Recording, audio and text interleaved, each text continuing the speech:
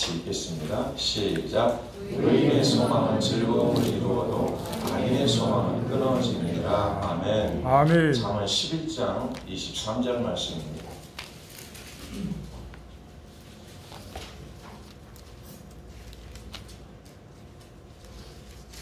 같이 읽겠습니다. 시작. 의인의 소원은 오직 선하나 악인의 소망은 진노를 이루느니라. 아멘. 아멘. 다시 한번 보자. 로마서 8장 24절 말씀.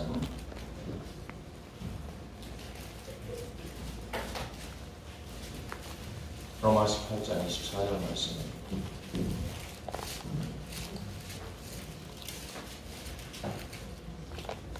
찾으셨으면 같이 읽습니다. 시작. 우리가 소망으로 구원을 얻었으니 보이는 소망이 소망이 아니니 보는 것을 누가 바라리요. 아멘. 아멘. 마지막 한 절 더 찾습니다. 히브리서 6장 19절 말씀입니다.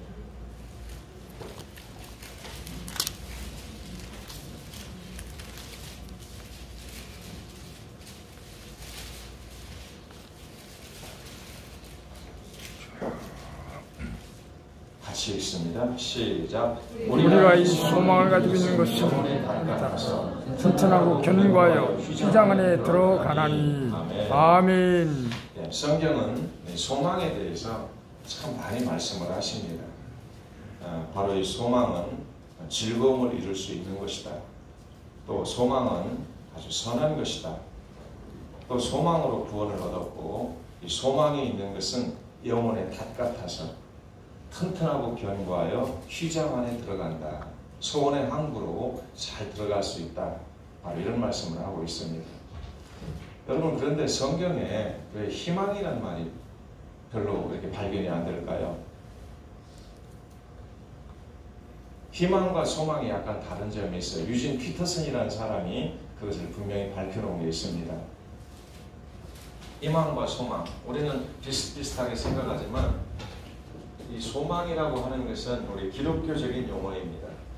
그런데 우리가 그동안 알았던 이 희망이라고 하는 것은 사실은 기독교적인 용어이면서도 세상 쪽에가 더 가까운 것이 단어입니다. 그래서 희망이라고 하는 거 바로 이 말을 많이 쓰죠. 희망찬 새해라든지 또는 희망찬 무슨 나날 이런 말들을 시적으로 많이 표현들을 하죠. 그런데 우리 기독교에는 희망이라는 말을 별로 쓰지 않습니다. 성경 전체를 놓고 보면은 소망에 대해서 말씀을 하고 있는 것이죠. 그러면 소망과 희망이 뭐가 조금 다를까요? 희망이라고 하는 것은 자기 어떤 목표를 세우고 그것을 이루기를 성취하기를 바라는 것이 희망입니다. 희망이라는 것은 바로 자기가 어떤 목적을 정해놓고 그 목적을 이루기를 간절히 바라는 마음이 희망이라는 거죠. 언뜻 보면 우리 기독교도 그러지 않느냐라고 말할 것 같지만 틀립니다. 기독교는 내 목적, 내가 바라는 것을 정하는 것이 아니라 우리 기독교는 소망이라는 걸 갖는데 이미 정해진 범주 안에서의 우리는 목표를 세우고 성취하는 거예요.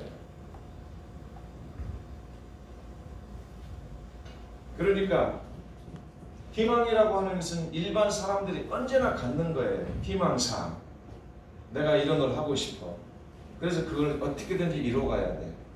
라고 하는 것이 바로 희망이 되지만 우리 기독교에서는 희망이라는 말을 쓰지 않고 바로 소망이라는 말을 많이 씁니다. 이 소망이라는 것은 하나님께서 정해놓은 범주 안에서 그분이 제시해 주는 것을 찾는 것을 말하는 거예요. 그게 소망이에요. 얼마나 차이가 큽니까? 그래서 우리 기독교에서는 한 예를 하나 들어드리겠어요. 절대로 우리 기독교 하나님께서는 화성을 탐사하라, 달을 탐사하라는 명령을 내리시지 않습니다.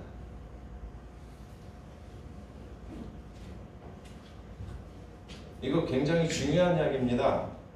과학을 무시하라는 이야기가 아니고 과학도 하나님이 정해놓으신 범주 안에서의 과학이지 하나님을 벗어나서 과학하는 것은 불신앙의 세계의 일들이다 그런 말입니다. 또 한 가지가 있습니다. 지금 유전학을 발전시켜서 소위 유전공학을 발전시켜서 복제인간을 만들어냅니다. 지금 이제 복제 돼지까지는 만들어졌는데 아직 인간은 윤리적인 면에서 만들고 있지 않습니다. 그러나 만들 수 있는 기술은 이미 만들어져 있습니다. 왜? 돼지를 복제할 수 있다면 사람 복제할 수 있다 없다? 있다.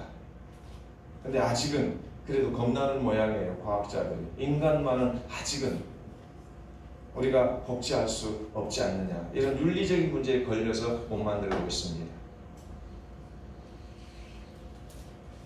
이들의 희망사항은 한도 끝도 없습니다. 하나님의 자리까지 올라가서 하나님을 끌어내리고 거기 인간들이 올라앉으려고 하는 것이 희망입니다.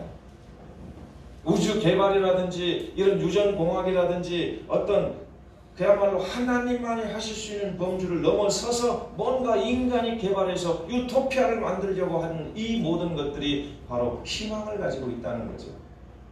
그런데 소망은 그렇지 않습니다. 우리 하나님께서 이미 정해준 그 범주 내에서 그 안에서 하나님의 뜻을 살피고 하나님의 제시해 놓으신 것을 찾아서 마음껏 누릴 수 있는 것이 바로 이 소망이라는 것이죠. 그래서 이 소망과 희망의 차이를 여러분이 꼭 아셔야 됩니다. 실제 소망이라고 하는 것이 희망이 갖고 있는 것을 갖고 있지 않는 것이 있습니다. 이 희망이라고 하는 것은 언제나 욕구, 갈망, 욕정이라는 것을 갖게 됩니다. 그런데 소망에는 절대로 우리 인간의 욕구라든지 갈망이라든지 욕정이라고 하는 것들을 인정을 안 해주시는 경우가 많습니다. 예를 들면 세상적이고 마귀적이라고 말할 때 무슨 말씀하냐면 육신의 정욕과 안목의 정욕과 이생의 자랑이라고 말하면 이런 것들은 하나님 나라와 관계가 없다. 이 안에 뭐가 들어갑니까? 정욕이 들어가죠. 이 정욕 안에 탐심도 욕구도 갈망도 욕정도 다 들어가 있는 것이죠.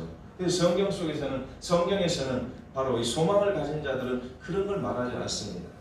육신의 정욕, 안목의 정욕, 이성의 자랑 이런 것들을 단호히 배척하고 버려버리고 하나님의 진리의 말씀만을 따라서 우리가 살아간다라고 하는 이 확실한 신앙만을 가지고 있다라는 거예요.